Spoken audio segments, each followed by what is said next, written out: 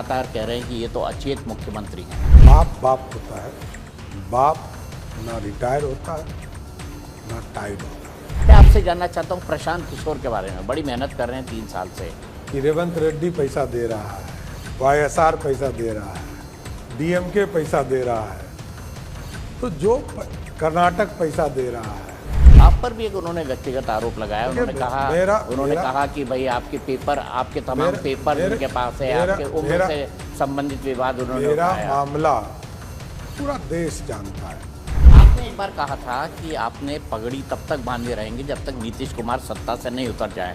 अब क्या वो जमाना बदल गया है? अब आप उनको सत्ता में लाने के लिए फिर से पगड़ी नहीं पहनने वाले? क्या बीजेपी मुख्यमंत्री बिहार में बनाने के लिए वेट लिस्ट से आरएसी में भी नहीं आई? सब ये मानते हैं कि जैसे एक ज़माने में नीतीश कुमार जी ने अपना उत्तराधिकारी तेजस्वी को बता दिया था, वैसे ही अब सम्राट चौधरी नीतीश कुमार जी की नज़र में उनके उत्तराधिकारी है और नीतीश कुमार जी भी ऐसा चाहते हैं। क्या मैं बिहार के अगले मुख्यमंत्री से बात कर रहा हूँ? नमस्कार दोस्तों, मैं हूं दीपक चौरसिया और मेरी इस खास पेशकश पॉइंट ब्लैंक में आपका स्वागत है।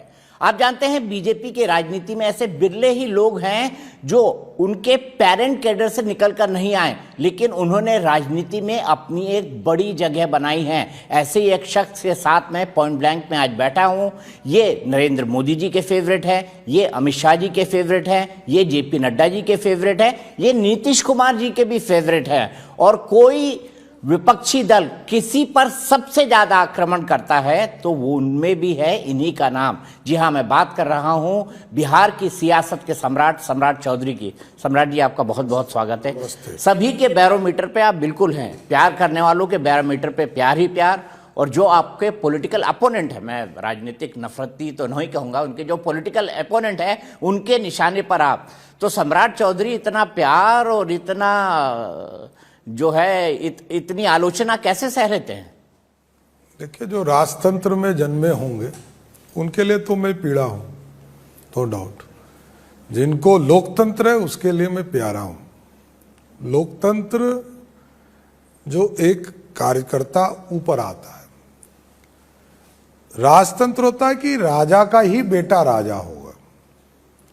बिहार के लोकतंत्र में आज तक इतिहास है। स्वयं लालू जी ने 1987-88 में कहा था कि रानी के पेट से राजा पैदा नहीं होगा, और बिहार खुशनसीब है कि आज लगभग 75 वर्ष की आज़ादी के बाद भी कोई रानी के पेट से राजा नहीं पैदा हो।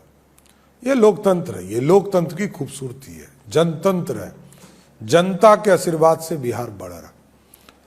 अपना काम करता हूं, जो दायित्व मिलता है उसके साथ 100% देने का प्रयास करता हूं। इसलिए हो सकता है कि सब हमें प्यार करते होंगे और विरोधी नफरत करते होंगे। तो ये विरोधियों की इस नफरत को आप कैसे देखते हैं? आपके लिए मेडल है, तमगा है, क्या है? देखिए, विरोधी विरोध करते रहेंगे। सरकार के 2 पक्ष होते हैं, एक हाँ पक्ष, एक ना पक्ष। ना पक्ष का दायित्व ही होता है वो सरकार का विरोध करते रहे। इसलिए जो मैंने कहा कि जो राजतंत्र वाले लोग हैं उनको तो लगेगा ही। मैं आपके लिए सुनता हूं कि सम्राट चौधरी जो हैं वो अगले मुख्यमंत्री हैं, तो क्या मैं बिहार के अगले मुख्यमंत्री से बात कर रहा हूं? दीपक जी, मैं हाथ जोड़ के, मैं एक कार्यकर्ता हूं, मैं इतना ही समझता हूं। मैं सपने में भी सब चीजें नहीं सोचता हूं। आपने कहा सपने में भी नहीं सोचते हैं, लेकिन सब ये मानते हैं कि जैसे एक जमाने में नीतीश कुमार जी ने अपना उत्तराधिकारी तेजस्वी को बता दिया था, वैसे ही अब सम्राट चौधरी नीतीश कुमार जी की नज़र में उनके उत्तराधिकारी है और नीतीश कुमार जी भी ऐसा चाहते हैं। नीतीश जी क्या चाहते नहीं जानता हूँ, पार्टी क्या चाहती है नहीं जानता हूँ। मेरे को जो दायित्व दिया है उसको 100% देने का प्रयास करता हूँ। आपने एक बार कहा था कि आपने पगड़ी तब तक बांधे रहेंगे जब तक नीतीश कुमार सत्ता से नहीं उतर जाए। अब क्या वो जमाना बदल गया है? अब आप उनको सत्ता में लाने के लिए फिर से पगड़ी नहीं पहनने वाले? दीपक जी, एकदम मैं बोल रहा हूँ कि जब मैं विरोधी दल का नेता था, मैंने कहा कि नीतीश कुमार जी को गद्दी से उतारूंगा, इससे कहीं दम।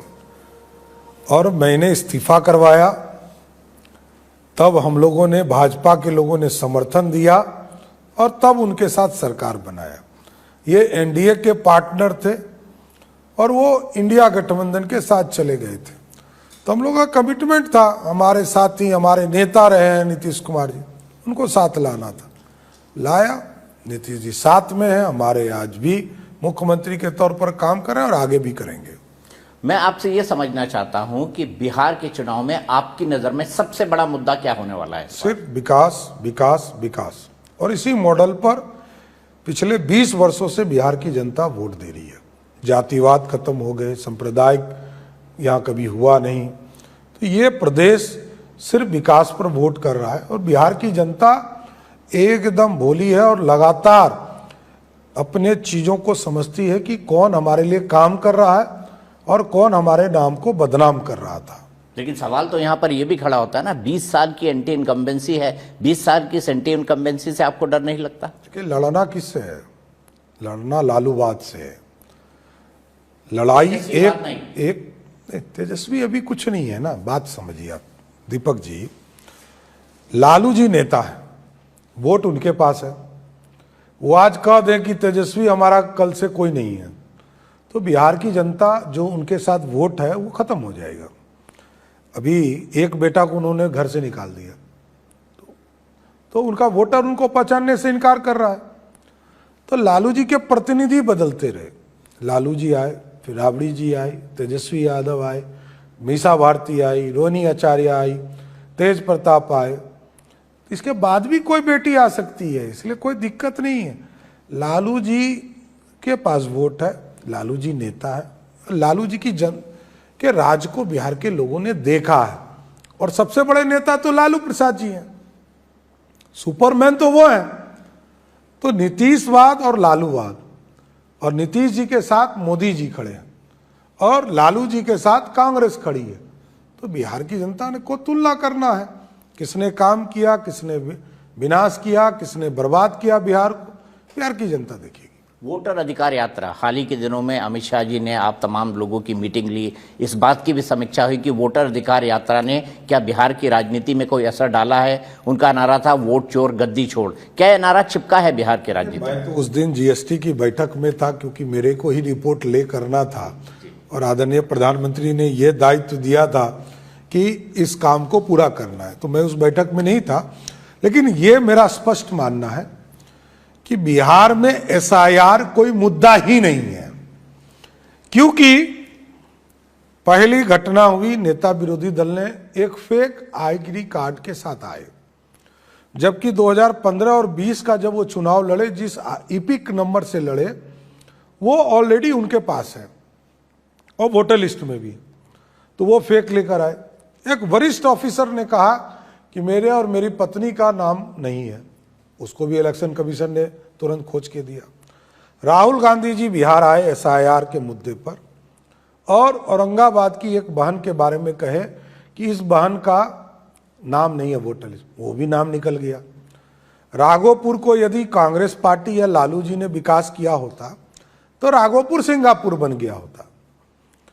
उस राघोपुर की जनता को राहुल गांधी जी ने दिल्ली बुलाया, अपने घर में खाना खिलाया, अब मालूम चला वो वोटर लिस्ट में नाम है। तो राहुल गांधी जी के मुद्दे ही हमको लगता है कि 55 साल के बच्चे हैं, थोड़ा ग्रो अप हो जाए तो अच्छा है देश के लिए। आपको नहीं लगता कि ये वोटर अधिकार यात्रा कोई इम्पैक्ट डालेगी इन चुनाव में? अच्छा, एक चीज बताइए, कांग्रेस पार्टी भी क्या कहेगी कि मरे हुए वोटर का नाम रहना चाहिए? क्या कांग्रेस पार्टी या राजद ये कहेगी कि एक वोटर 2 जगह वोट कर सकता है? कांग्रेस क्या इसको रखा जा सकता है? नहीं, वो भी कहेगी, क्योंकि इनको लगता है कि जो मोदी जी कर रहे हैं उसका विरोध करना है, नथिंग एल्स। 74 आंदोलन ने देश ने देखा है कि इस देश के लोकतंत्र को खत्म कर दिया। इस देश में कांग्रेस ने 168 बार सरकारें बर्खास्त की, लोकतंत्र समाप्त किया। कांग्रेस ने सभी पत्रकारों को जेल में डाला, नेताओं को जेल में डाला, फिल्म कलाकार को जेल में डाला। ये है कांग्रेस पार्टी, वो हमसे हिसाब पूछती है। जिसने बिहार की, देश की जनता ने मोदी जी पर भरोसा किया और 11 साल से वो प्रधानमंत्री है, लोकतंत्र सब दिन बचाने का काम नरेंद्र मोदी की सरकार ने। वैसे लोग पूछ रहे हैं जिनके बेटी का नाम मीसा रखना पड़ा क्योंकि कांग्रेस ने उनको जेल में रखा।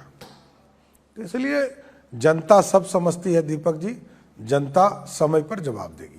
आपने देखा वोटर अधिकार यात्रा में स्टैलिन आए, रेवंत रेड्डी आए, उनके हालिया बयानों ने काफी विवाद भी खड़ा किया था। उसके बाद एक और बयान आया, वो केरल कांग्रेस की तरफ से आया, बी से बीडी और बी से बिहार। इन तमाम बयानों को आप किस दृष्टि से देखते हैं बिहार के खाटी नेता होने के चलते? देखिए, बिहार के साथ ये लोग भद्दा मजाक कर रहे हैं, गाली दे रहे हैं, चाहे वो स्टैलिन हो, उनका परिवार हो। रेवंत रेड्डी ने तो बिहार के डीएनए को ही कहा, गाली दिया। और बीडी, क्योंकि बीडी का इसलिए जीएसटी में हम लोगों ने रेट कम किया क्योंकि मैं ही समूह का अध्यक्ष हूं, तो मैंने रिपोर्ट जो दिया उसमें इसलिए कम किया कि इसमें मजदूर गरीब तबका का होता है, उसको 28 से 18 किया और उसने बीड़ी की तुलना कर दी बिहार से। तो बीड़ी जलता है, उसी तरह ये लोग जलते रहेंगे और खाक में मिलते रहेंगे। तो बीड़ी की तरह जलेंगे और खाक में मिलेंगे। सम्राट चौधरी जी, मैं आपसे समझना चाहता हूं जीएसटी के बारे में। आप इसके एक, निर्मला सीतारमण जी तो थी, आप भी इसके एक फेस थे क्योंकि आपने वो रिपोर्ट को टेबल किया था जी, जीएसटी के इस रिपोर्ट को कि किस कपड़ा और मकान, किसान, इसकी चिंता सब कहते थे, करता कोई नहीं था। रोटी 5 रुपया, ब्रेड 12 रुपया और पराठा 18 रुपया, इस सब टैक्स को खत्म किया। किसानों, रोटी, कपड़ा, जो टेक्सटाइल के सेक्टर में जो अप्रैल होके बन के निकलता है, वो 1000 रुपया के ऊपर टैक्स लगते थे, उस टैक्स को घटाने का काम 5% पे लाने का काम किया। जो 2500 के ऊपर थे उसको 18% में लाया, जो 28% टैक्स लगते थे। सीमेंट जो 28% टैक्स लगते थे उसको 18% टैक्स पे लाया। और मैं ये बताना चाहता हूं कि जिस कांग्रेस के राज में 31.5% टैक्स लगते थे, आज भारत के लोगों को मात्र 18% टैक्स या 5% टैक्स देना पड़ रहा है। ये बदला हुआ भारत, स्वदेशी अभियान का नारा जो मोदी जी का है, उसको सर जमीन पर उतारने का है। लोग तो ये कह रहे हैं कि सम्राट चौधरी से पेपर इसलिए लेकर आया गया क्योंकि वो बिहार के वित्त मंत्री हैं। इसके अलावा ये जीएसटी के सुधार इसलिए लाए गए क्योंकि बिहार के अंदर चुनाव है और किसी भी हालत में एनडीए को जीतना है। देखिए, प्रत्येक 6 महीने पे चुनाव है। अभी ये खत्म होगा, बंगाल शुरू हो जाएगा, असम शुरू हो जाएगा, तमिलनाडु शुरू हो जाएगा, केरल शुरू हो जाएगा, उसके 6 महीने के बाद हिमाचल, पंजाब शुरू हो जाएगा, उसके 6 महीने के बाद उत्तर प्रदेश शुरू हो जाएगा। देखिए, इसी के लिए मोदी जी ने कहा है कि जिस तरह 1 नेशन 1 टैक्स है, 1 नेशन 1 राशन है, 1 नेशन 1 इलेक्शन होना चाहिए। बिहार, मैं नहीं जानता था कि हमको इतना बड़ा जीएसटी का रिफॉर्म करने का मौका मिलेगा। और पिछले 1.5 साल से मैं इस जीएसटी समूह का अध्यक्ष हूं। मैंने 6 बैठकें किया, इसके पहले कई रिपोर्ट हमने तैयार किया, इंश्योरेंस के सेक्टर में काम किया, इंश्योरेंस को पूरी तरह एग्जेम्प्ट किया। पर्सनल टैक्स, आपको जो पर्सनल मेडिकल इंश्योरेंस लीजिएगा, 100% टैक्स खत्म किया। जबकि मेरा प्रस्ताव था 5 लाख, मोदी जी ने कहा नहीं, इसको आगे बढ़ाइए और कहा कि 100% टैक्स खत्म करें। तो ये मोदी जी का विजन है। हम तो कम करना चाहते थे, उन्होंने बहुत अधिक किया। हम 12,000 करोड़ के डेफिसिट को देख रहे थे, मोदी जी ने 1 लाख करोड़ के डेफिसिट को मानना स्वीकार किया और कहा कि स्वदेशी अभियान चलाओ पूरे देश में। यदि बिहार के चुनाव के लिए पूरे देश को जीएसटी का लाभ मिल रहा है, तो ऐसा लाभ तो सब दिन मिलते रहना चाहिए। अभी एनडीए में टिकट की टेंशन बड़ी है। टिकट को लेकर चिराग पासवान बोल रहे हैं उनको 40 सीटें चाहिए, जीतन राम मांझी कह रहे हैं उनको सम्मानजनक चाहिए। तो अगर 100 सीटों के आसपास जेडीयू और बीजेपी लड़ती है तो बचती है 43 सीटें। एक अनार 100 बीमार, फिर उपेंद्र कुशवाहा कहाँ जाएंगे? देखिए, मेरा ये मानना है दीपक जी, जब सभी बड़े नेता बैठेंगे, दिल्ली का हमारा नेतृत्व बैठेगा, सब मिलकर हम लोग लोकसभा में जिस तरह सॉल्यूशन किए थे इसमें भी कर लेंगे, इसलिए कोई इशू ही नहीं है। लेकिन चिराग 40 तो मांग रहे हैं ना? ये नहीं पता है हमें, ये ना कोई वार्ता शुरू हुई है, ना इस पर कोई चर्चा है। ये जब समय आएगा तो हमारे केंद्रीय नेतृत्व सबसे बात करेंगे। वो तो ये भी कह रहे हैं कि हम तो 243 सीटों पर भी लड़ने को तैयार हैं। नहीं, मैं ये जानता हूं कि सब एनडीए मिलकर चुनाव लड़ेंगे और हम चुनाव में 200 से अधिक सीटें जीतेंगे। और आपका नारा है 225 पार करने हैं। 206 जीते थे 2010 में, इस बार 225 पार करना है। 243 ही पार कर लीजिए, क्या दिक्कत है? नहीं, 243 तो सीट ही है, उसको पार कैसे करेंगे आप? नहीं, जब आप इतना बड़ा दावा कर रहे हैं तो मैं सोचा कि थोड़ा देखिए, कुछ सीटें ऐसी है जहां विरोधी कुछ पार्टियों के ताकत है, लालू जी की ताकत है, इसे मैं डिफर नहीं करता हूं। मैं बार बार कहता हूं, लालू जी एक बड़े नेता है बिहार, लेकिन 200 पार एनडीए करेगी। आप तीनों पार्टी में रहे, आप आरजेडी में भी रहे, आप जेडीयू के अंदर भी रहे, आप हम पार्टी के अंदर भी रहे, अब आप बीजेपी मैं हम में कभी नहीं रहे। चलिए, मैं अपने आप को करेक्ट करता हूं। मैं आपसे ये जानना चाहता हूं कि इन तीनों पार्टियों के काम करने के तरीकों में आपको क्या अंतर दिखाई देता है? खास तौर पर आप आरजेडी सरकार में मंत्री रहे और आपने इस सरकार का कामकाज भी देखा, कैसे अलग है दोनों? के साथ काम करते वक्त सिर्फ अपने लिए लोग जीते हैं। लालू जी ही स्वयं अपने लिए जीते थे कि राज के लिए नहीं जीते थे। नीतीश जी और बीजेपी के साथ काम करना, नीतीश जी बिहार के लिए काम करते रहे और बीजेपी का स्पष्ट है भारत के लिए कुछ भी कुर्बानी देना, इंडिया फर्स्ट, तब जो है राज। और पूरे राष्ट्र के निर्माण में भारतीय जनता पार्टी का बड़ा योगदान है, मोदी जी का बड़ा योगदान है। और नीतीश जी ने बिहार को सींचने का काम किया, बिहार की समृद्धि को खड़ा करने का काम किया। जिस बिहार में 23,000 करोड़ का बजट था और हम लोगों ने तो 6,000 करोड़ का बजट देखा, और बिहार झारखंड बट रहे थे तो 87% टैक्स झारखंड से आते थे। इसलिए कोई लोग कहते हैं ना कि इंडस्ट्री में खड़ा, अरे भाई तो सब कुछ था बिहार में। बिहार के पास टाटा था, बोकारो था, माइंस था, थर्मल था, सब कुछ था, सबको बर्बाद एक ही नेता ने कर दिया। इसलिए बिहार नीतीश कुमार जी और मोदी जी के नेतृत्व में और आगे बढ़ेगा। सम्राट जी, एक सवाल और है और वो बड़ा सवाल है, क्योंकि तेजस्वी लगातार कह रहे हैं कि ये तो अचेत मुख्यमंत्री हैं। बाप होता है, बाप ना रिटायर होता है ना टाइड होता है। जो व्यक्ति बिहार के लोकतंत्र को सजाने वाला नीतीश कुमार हो, नीतीश कुमार रोज काम कर रहे हो, उस आदमी पर इस तरह का बयान देना अपने आप में दुर्भाग्य। दूसरा, 1 साल पहले तक देखिए यही तेजस्वी यादव क्या बोलते थे नीतीश जी के बारे में। देखिए, विरोधी का काम ही है किसी तरह डिफेम करना। उनके पिताजी ने कभी काम किया नहीं तो काम पे चर्चा ही नहीं करते। विकास विकास विकास, यही मॉडल है। इसलिए नीतीश कुमार जीतते हैं, क्योंकि जनता के साथ सीधा डिलीवर करने का काम नीतीश कुमार की सरकार करती है। लेकिन उनके बारे में कई तरह की खबरें उड़ती है, जैसे हमने कई उनके शॉर्ट्स देखे हाल ही के दिनों में, कई बार वो अजीबोगरीब हरकतें करते दिखते हैं। नहीं। कभी वो मंत्री के अधिकारी के सर पे गमला रख देते हैं, कभी प्रधानमंत्री के पांव छूने लगते हैं। नहीं, प्यार वो बड़े हैं, एक मित्र के तरह है। लेकिन मेरा स्पष्ट मानना, वो आदर के लिए जो भी करे, नीतीश कुमार जी लगातार सरकार चला रहे हैं और बिहार को समृद्ध कर रहे हैं। तो ये जो उनकी अजीबोगरीब हरकतें, नहीं, कहीं कोई इशू ही नहीं है। बिहार की जनता विकास विकास डिलीवर इसको देखती है।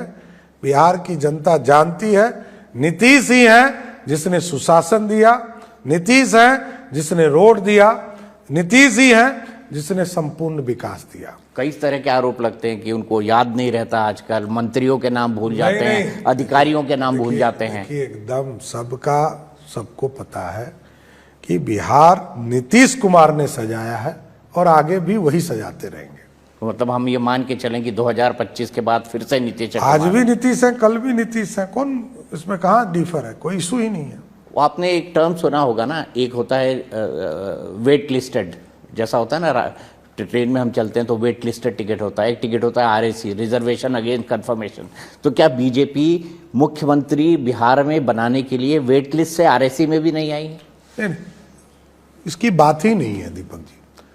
क्यों नहीं? 2000 सबसे बड़ी पार्टी मैं आ रहा हूं। आप पूरे देश के अंदर नेतृत्व करते हैं, तो बिहार में क्यों नहीं? नीतीश कुमार जी के नेतृत्व को बीजेपी ने खड़ा किया। नीतीश कुमार जी एक बड़े नेता थे, मुख्यमंत्री श्रद्धेय अटल बिहारी वाजपेयी जी ने बनाया। और 2020 के चुनाव में जब उनको 43 सीटें आई तो नीतीश जी ने फोन करके नड्डा जी को कहा कि मैं मुख्यमंत्री नहीं बनना चाहता। प्रधानमंत्री जी ने हस्तक्षेप किया और कहा कि नहीं, आप एनडीए के नेता हैं, आप ही मुख्यमंत्री होंगे, आगे भी मुख्यमंत्री रहे। तो 5 साल से मुख्यमंत्री हैं। इसलिए भाजपा जिसके साथ संबंध बनाती है उसके साथ निभाती है, गठबंधन किया है, आगे भी गठबंधन जारी रहेगा। आपको लोग प्यार बड़ा करते हैं। 2023 में गिरिराज सिंह ने कहा कि सम्राट हमारे सीएम फेस होंगे। 2025 में नायब सिंह सैनी जी ने कहा कि सम्राट चौधरी के नेतृत्व में चुनाव लड़ा जाएगा। इतना प्यार क्यों मिलता है सम्राट चौधरी जी, और सिर्फ मुख्यमंत्री के नाम के आसपास? भारतीय जनता पार्टी का विधायक दल का नेता हूं, इसलिए इन लोगों ने इस तरह की बात किया। इसलिए पार्टी का जो नेतृत्व होता है उसको लोगों ने आगे रखने का काम किया। इसलिए कोई इधर उधर की बात नहीं है, एकदम स्पष्ट है। भारतीय जनता पार्टी नीतीश कुमार जी का नेतृत्व कबूल चुका है, नीतीश कुमार के साथ खड़े हैं। महागठबंधन को आप कितनी बड़ी चुनौती मानते हैं चुनाव? कोई चुनौती ही नहीं है। इसलिए नहीं मैं मानता हूं कि लालू और नीतीश, जब लालू जी और नीतीश जी का चेहरा आएगा, बिहार की जनता जानती है हमको क्या करना है। ऐसा क्यों? क्योंकि आप जंगल राज याद दिलाते हैं। आप ही का एक बयान था, कहाँ का, किसी गेस्ट हाउस का एक बयान था मेरे ख्याल से, मैं गलत नहीं हूं तो आपने कहा था लालू यादव पर अटैक करो, सबसे ज्यादा लालू यादव पर अटैक करो। मैंने ये कहा कि देखिए, उत्तर प्रदेश आपको याद होगा दीपक जी, मुलायम सिंह जी राष्ट्रीय अध्यक्ष थे और उन्होंने अपने बेटे को मुख्यमंत्री बना दिया। पूरे 5 साल क्या हुआ? सुपर सीएम मुलायम सिंह, दूसरे सुपर सीएम राम गोपाल यादव, तीसरे सीएम शिवपाल यादव, 3.5 माह सीएम अखिलेश यादव। बिहार में सबसे बड़े पावरफुल राजद नेता लालू प्रसाद, तब राबड़ी देवी, तब मीसा भारती, तब रोहिणी आचार्य, 5वें नंबर पर तेज प्रताप, 5.5वें पर तेजस्वी यादव। आपने बहुत नीचे कर दिया उनको। नहीं, नीचे है ही तो बेचारा क्या करेगा, उसका दोष नहीं है, तो समय का दोष है। 5.5वें नंबर पर है ना, और कोई 2 बहन आ गई तो फिर 7.5 नंबर पे जाना पड़ेगा। तो इसलिए वो तो प्रकृति का दोष है, वो उनका दोष नहीं है। लेकिन पार्टी के अंदर क्या स्थिति है, बात समझिए। लालू जी की बात माननी होगी कि नहीं? राष्ट्रीय अध्यक्ष वो है, एक बेटा को निकाल दिया घर से तो बाहर हो गए, तो कल कह देंगे कि भाई पहले राबड़ी देवी हमारी नेता थी, अब तेजस्वी के जगह पर मीसा नेता होगी, तो तेजस्वी क्या करेंगे? देखिए, जहां राजतंत्र हो वहां सत्ता के लिए घर के अंदर ही लड़ाई होता है, घर के बाहर लड़ाई नहीं होती। एक लड़ाई तो दिख रही है जो राघोपुर तक चली गई, और उस लड़ाई में बड़े भाई ने कहा, मैंने कहा कि घर के अंदर राजतंत्र में लड़ाई होती है, लोकतंत्र में जनता के बीच में लड़ाई होती है। हम जनता के बीच में हैं, वो घर के अंदर लड़ते रहे, हमको कोई दिक्कत नहीं। पर एक भाई तो निकल गए हैं ना अपने छोटे भाई के खिलाफ, सड़क पर उतर आए हैं, सड़क पर उतर आके कह रहे हैं कि वो तो रील बना रहे हैं। उस झगड़े से हमको कोई लेना देना नहीं। मेरा मानना है लोकतंत्र जनता के बीच का है। हम लालू जी और नीतीश जी के बीच की लड़ाई जनता के साथ जाएंगे, क्योंकि लालू जी ने आबाद बिहार को बर्बाद किया, नीतीश जी ने बर्बाद बिहार को आबाद किया। ठीक है, आपने अच्छी बात कही, अच्छी राइमिंग बनाई आपने। लेकिन मैं आपसे जानना चाहता हूं प्रशांत किशोर के बारे में। बड़ी मेहनत कर रहे हैं 3 साल से, और 3 साल से उन्होंने बिहार का हर गली कोना, नुक्कड़, गांव, चौराहा, खलिहान, खेत सब नाप लिया है। कैसा लगता है आपको? दीपक जी, कुकुर मुत्ते की तरह कुछ पार्टियां आती है और चली जाती है, तो ऐसे लोग आएंगे जाएंगे। देखिए, मेरा ये मानना है, जनता को ये भरोसा होना चाहिए कि ये व्यक्ति चुनाव के बाद भी दिखेगा, कि सिर्फ चुनाव के लिए ही आया। पर तो क्योंकि अभी तक जो दिख रहा है वो स्पष्ट दिखता है कि रेवंत रेड्डी पैसा दे रहा है, YSR पैसा दे रहा है, DMK पैसा दे रहा है, तो जो कर्नाटक पैसा दे रहा है। पर क्यों दे रहे हैं उनको? वही तो मैं कह रहा हूं कि यहां NDA को हराने का, वोट काटने का प्रयास करो। लेकिन बिहार की जनता ऐसे कई कुकुरमुत्ते पार्टियों को देखी है, आएगी जाएगी, यहाँ NDA आराम से सरकार बनाएगी। लेकिन किसका वोट काटेंगे? वो कह रहे हैं मैं खुद वोट कटवा हूं, मैं NDA का भी काट सकता हूं। कोई कहता है कि प्रशांत किशोर बीजेपी की B टीम है, कोई कहता है कि वो RJD का वोट काटेंगे। आप दीपक जी समझ लिए, मैंने कहा कुकुरमुत्ते की तरह पार्टियां आती है, इस पर कितना चर्चा करना है। इन सब पार्टियां आएगी जाएगी, कोई फर्क नहीं पड़ता है। आप पर भी एक उन्होंने व्यक्तिगत आरोप लगाया। उन्होंने कहा कि भाई आपके पेपर, आपके तमाम पेपर उनके पास है, आपके उम्र से संबंधित विवाद उन्होंने मेरा मामला पूरा देश जानता है। मैं 99 में मिनिस्टर रहा, कई ऑब्जेक्शंस आई, हाई कोर्ट, सुप्रीम कोर्ट सब हुआ। तो 2022 से मैं उसी तरह हूं, 2002 से। तो जो न्यायालय ने तय कर दिया तो उसमें क्या है, बेचारा नया है तो स्वाभाविक है ना, इनके लिए अटपटा लग रहा है, तो ये बेचारा खोज रहा है। अरे तो 2002 में जो सुप्रीम कोर्ट ने तय कर दिया, मैं वहीं खड़ा हूं, इसमें क्या इशू है? कोई नई चीज मैं नहीं करता हूं। 2002 में मेरे घर का नाम राकेश है, मेरा नाम सम्राट चौधरी है, तो ये सब जानता है। यह सुप्रीम कोर्ट ने भी तय किया, यहां भी तय हुआ, पटना हाई कोर्ट ने भी तय किया। तो देखिए ये, क्योंकि मैंने क्यों कहा कि ये नए लोग हैं बेचारे, 17 पार्टियों में दलाली करके आए हैं, 17 पार्टियों का सौदागिरी करके आए हैं, तो इस तरह का कहानी सुनाएंगे। अच्छा क्या है, जिस पार्टी को अपना राष्ट्रीय अध्यक्ष नहीं मिला, नई बात, नया बिहार बनाएंगे, और पार्टी का राष्ट्रीय अध्यक्ष कौन है? जिनके लेगेसी में राजनीति है। कोई परिवार के आदमी को हम आगे नहीं बढ़ने देंगे। वही परिवार, इनकी माताजी सांसद रही, पिताजी आईपीएस ऑफिसर, भाई सांसद रहे, उन्हीं को पार्टी का अध्यक्ष बनाया। देखिए बोलने के लिए अच्छा लगता है, अच्छी अच्छी बात बोलना चाहिए, जनता के लिए करना पड़ता है। हमारा कहना है कि 2 साल मेहनत किया है और 10 साल मेहनत करना चाहिए।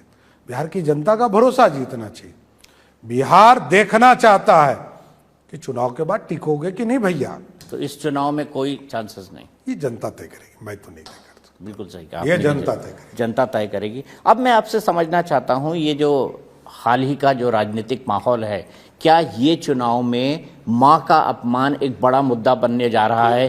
प्रधानमंत्री जी की मां के बारे में जो अपशब्द कहे गए, उसके बाद जो एआई वीडियो निकाला गया। दीपक जी, अब इन लोगों ने प्रमाणित कर दिया कि मेरा इंटेंशन था गाली देना। कल तक तो हम लोग सोच भी सकते थे। एआई वीडियो जारी करने के बाद कांग्रेस पार्टी ने कहा कि नहीं, मैंने ही किया है, मैंने ही गाली दिलवाया है। और आप याद कीजिए, आप तो लंबे समय से बिहार देश के पत्रकार हैं, बड़े पत्रकार हैं, ऐसे गाली देते हुए किसी को सुना है? किसी पार्टी के वर्कर को सुना है जिस तरह की गाली दिया गया मां बहन का? आज तक लोकतंत्र में कटाक्ष लोग करते हैं, राजनीति में कटाक्ष होते हैं, लेकिन इस तरह की मां का गाली सीधा सीधी नरेंद्र मोदी जी को, यह लोकतंत्र के लिए लज्जा का विषय है। लोक लज्जा से राजनीति चलता है। यह समाज है, भारत की राजनीति लोकतंत्र है, यह राजतंत्र नहीं है। राजतंत्र वाले लोग दूसरे को अपमानित करते हैं, गरीबों को अपमानित करते हैं, नहीं चाहते हैं कि दूसरा व्यक्ति कोई सत्ता में बैठा रहे, इसलिए ये लोग माफी नहीं मांग रहे। और एआई वीडियो के बाद तो 100% प्रमाणित हो गया कि इनका इंटेंशन था इस तरह की गाली देना।